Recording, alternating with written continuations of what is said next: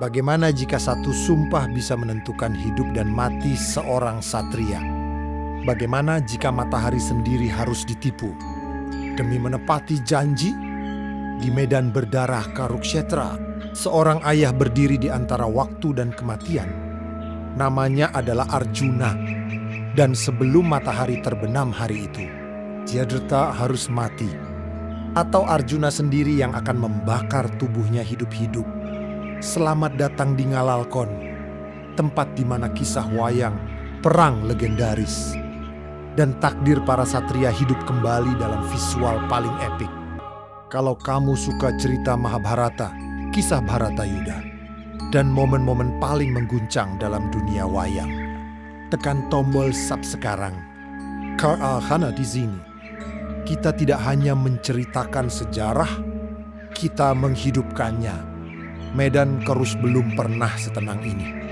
Di antara ribuan mayat dan pecahan kereta perang, tubuh Abhimanyu terbaring kaku.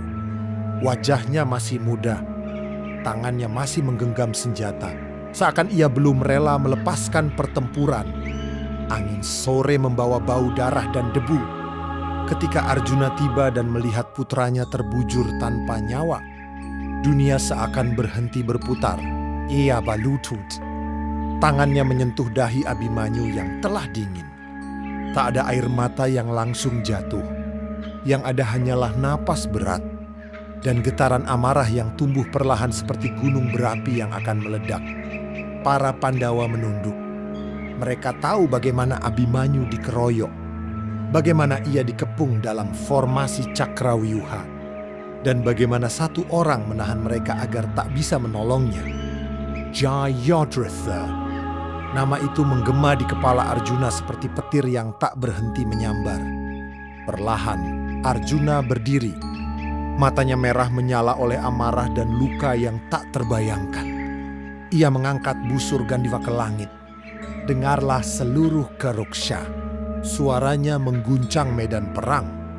Jika sebelum matahari terbenam esok hari Jayadratha tidak mati oleh panahku, maka aku akan membakar diriku sendiri di hadapan kalian semua.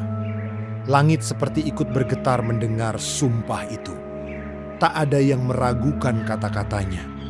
Karena Arjuna bukan sekadar satria. Ia adalah janji yang tak pernah ingkar. Malam turun perlahan. Di perkemahan Kurawa, suasana mencekam. Jayadratha tidak bisa tidur. Bayangan panah Arjuna menghantuinya. Setiap hembusan angin terdengar seperti desingan maut. Ia tahu apa yang telah dilakukannya. Ia memang menahan para Pandawa agar tidak bisa menolong Abhimanyu. Tanpa dirinya, tragedi itu mungkin tak akan terjadi. Dan kini, ia menjadi target utama. Duryodhana memanggil seluruh panglima perang. Formasi pertahanan terbesar disusun. Ribuan prajurit, ratusan kereta, gajah perang, pemanah terbaik semuanya hanya untuk satu tujuan. Menjaga Jayadratha sampai matahari terbenam. Selama ia bertahan sampai senja, kata Duryodhana dengan senyum tipis, Arjuna akan mati oleh sumpahnya sendiri. Namun di sudut tenda Jayadratha tetap gemetar. Karena jauh di dalam hatinya, ia tahu Arjuna bukan musuh biasa. Fajar menyingsing. Kabut tipis menyelimuti Kurukshetra. Di atas kereta perangnya, Arjuna berdiri tegak. Di sampingnya Krishna memegang kendali kuda dengan tenang. Tak banyak kata di antara mereka. Hanya satu tujuan. Kereta melesat menembus debu pagi. Pasukan Kurawa langsung menyerang dari segala arah. Panah seperti hujan besi turun dari langit. Tombak dan gada berkilat diterpa cahaya matahari. Namun Arjuna bergerak seperti badai. Setiap tarikan busurnya menjatuhkan musuh. Setiap panahnya menemukan sasaran tanpa meleset. Ia tak lagi bertarung demi kemenangan perang. Ia bertarung sebagai seorang ayah. Lapisan demi lapisan pertahanan runtuh. Kereta hancur. Gajah perang tumbang. Prajurit berjatuhan. Namun Jaya masih jauh di belakang. Dan matahari terus bergerak. Siang berubah menjadi sore. Bayangan mulai memanjang di atas tanah yang dipenuhi darah. Arjuna mulai merasakan tekanan yang sesungguhnya. Ia melihat ke langit. Matahari perlahan turun.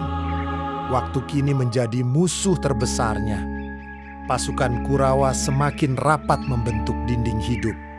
Mereka tahu jika Jadita mati sebelum senja, moral mereka akan hancur. Duryodhana tertawa dari kejauhan. Biarkan waktu membunuh Arjuna, katanya.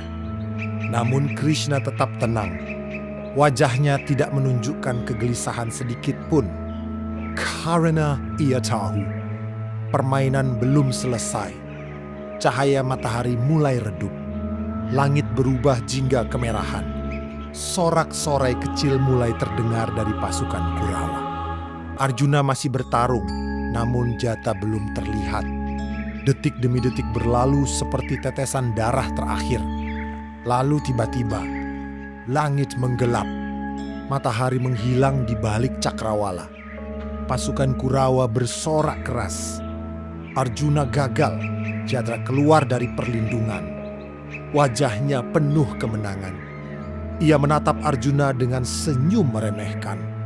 Hari itu, ia merasa telah mengalahkan satria terbesar.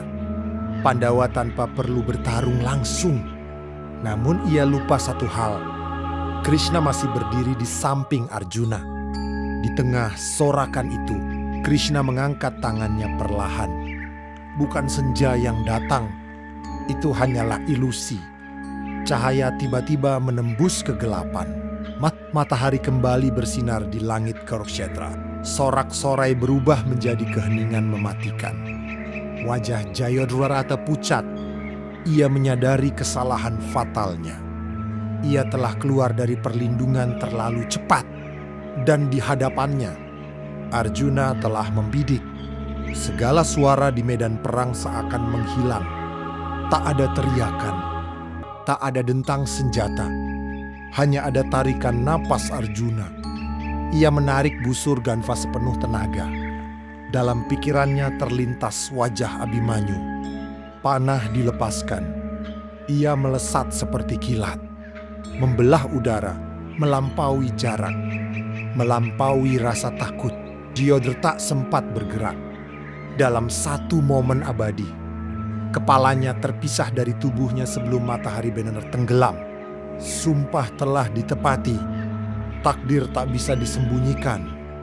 Kini matahari benar tenggelam. Langit memerah seperti luka yang kembali terbuka. Pasukan Kurawa terdiam. Arjuna berdiri di atas keretanya, bukan dengan senyum kemenangan, tetapi dengan kelegaan pahit. Balas dendam telah dibayar. Namun Abhimanyu tidak akan kembali. Krishna menatap cakrawala. Perang belum selesai. Kurukshetra masih akan menelan lebih banyak nyawa. Namun hari itu akan selalu dikenang sebagai hari ketika sumpah seorang ayah lebih kuat daripada perlindungan seluruh kerajaan. Dan ketika ilusi dewa mengalahkan kesombongan manusia.